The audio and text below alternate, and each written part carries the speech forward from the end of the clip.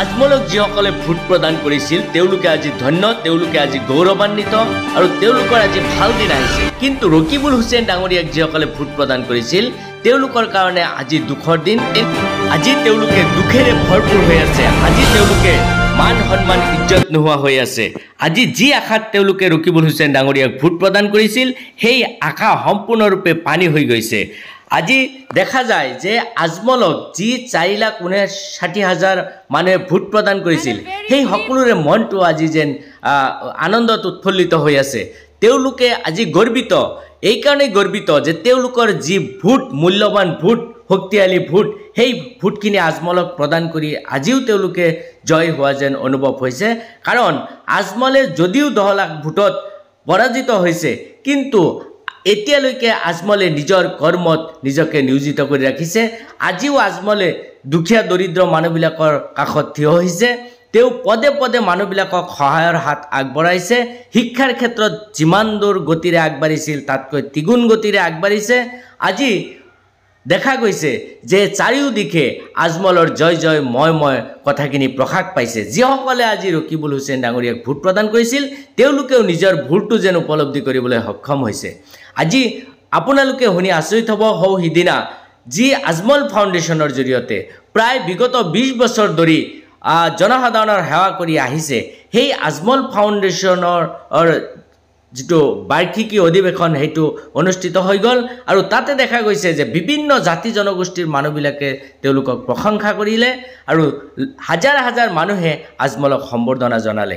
আৰু আজমলৰ তেনেকুৱা মহান কৃতিত্বৰ বাবে যে আমাৰ সমাজ, আমাৰ দেশখন বহুদূৰ আগবাঢ়ি গৈছে তেওঁলোকে স্বীকাৰ কৰিবলৈ বাধ্য হ'লে।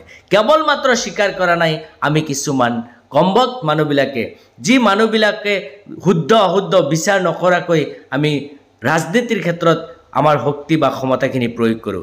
আশা কৰিছোঁ যে আজমল চাহাবে তেখেতৰ স্বাস্থ্য ভাল থাকক, সুস্বাস্থ্যৰ অধিকাৰী হওক আৰু পৰৱৰ্তী সময়তো তেখেতে দ্ৰুতগতিত নিজৰ দায়িত্ব আৰু কৰ্তব্য সমাজৰ হৈ পালন কৰি যাওক।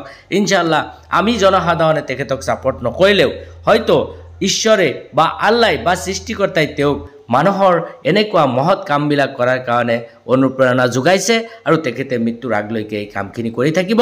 আৰু আমি যিসকল আছোঁ নিশ্চয় এই ব্যক্তিসকলে আমি তেখেতৰ এই ভাল কামবিলাকত ছাপৰ্ট কৰা। আপোনালোকে ভালকৈ যদি অন্তৰ্দৃষ্টিৰে লক্ষ্য কৰে তেতিয়াহ'লে দেখা যায় যে আজমলে কেৱল শিক্ষাৰ ক্ষেত্ৰতেই নহয়, তেওঁ হিউমেনিটিৰ ক্ষেত্ৰতো যথেষ্ট পৰিমাণে গুৰুত্ব আৰোপ কৰিছে, মানৱতাৰ ক্ষেত্ৰতো যথেষ্ট পৰিমাণে গুৰুত্ব আৰোপ কৰিছে।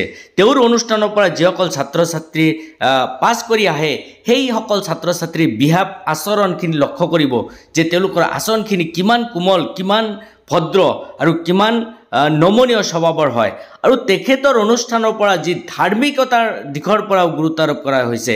এই বছৰ যিটো আমাৰ নীট পৰীক্ষা অনুষ্ঠিত হৈ গ'ল, সেই নীট পৰীক্ষাত কেইবাজনো হাফিজ ল'ৰাই তেখেতৰ অনুষ্ঠানৰ পৰা আজি ডক্টৰ হ'বলৈ সক্ষম হৈছে। এনেকুৱা সুন্দৰ পৰিৱেশখিনি যদি আমি লক্ষ্য কৰোঁ তেতিয়াহ'লে কেতিয়াও আজমল চাহাবৰ ওপৰত আমি ক'তো সমালোচনা বা ক'তো মন্তব্য কৰাৰ আমাৰ সাহস নহ'ব। গতিকে আমি আশা কৰিছোঁ সকলোৱে তেখেতৰ এই ভাল কামবিলাক সুদৃষ্টিৰে লক্ষ্য কৰাৰ প্ৰয়োজন আছে। লগতে প্ৰত্যেকেই ভিডিঅ'টো বেছি বেছি পৰিমাণে শ্বেয়াৰ কৰি আজমল চাহাবৰ এনেকুৱা মহান কৃতিত্বৰ কথাখিনি সকলোকে জনাই দিব আৰু গ্ল'ৰিয়া চাবু নামৰ চেনেলটো ছাবস্ক্ৰাইব কৰি ৰাখিব। ধন্যবাদ।